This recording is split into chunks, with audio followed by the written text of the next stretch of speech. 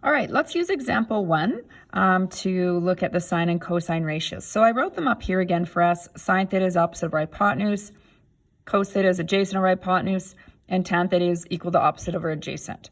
So we're just not flipping back our pages. So remember, this is SOHCAHTOA, just to help us remember it.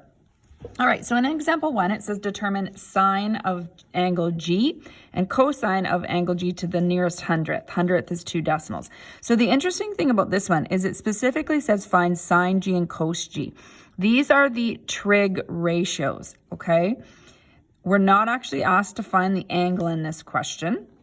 So it's really about setting it up and then writing this as a decimal answer rather than a fraction. So angle G is right here.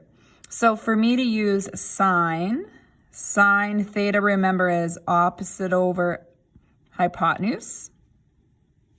Okay, so looking here, opposite side would be 8. So we're going to say sine G. We don't want to call it theta now. We know that it wants angle G.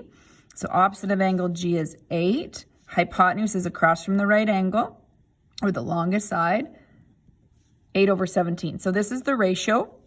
To do decimal places, you would just take your calculator and go 8 divided by 17. You are finding what sine G equals, 0.47. Notice I didn't hit the sine button, and that's because it didn't ask for the angle. When we get to the next example, we'll look at how to find the actual angle using the sine button. Okay, let's find cosine. So cos theta is the ka part of the formula. So cos theta is equal to adjacent over hypotenuse.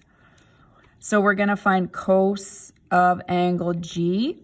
So angle G still, so adjacent is beside, so 15. Hypotenuse is that longest side across from the right angle, over 7. So again, this is the ratio itself. We call this the exact values, but it asks for the nearest hundredth, which we call an approximate value. So we just go 15 divided by 17. Again, I'm not using the cosine button, so 0.88, because it's not asking me to find the angle yet.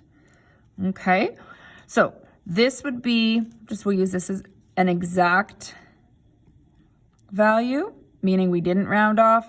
This would be an approximate value. So that's some language we want to get used to in this course a little bit too, when you round off. It's approximate. When you leave your answer as a fraction, it's exact.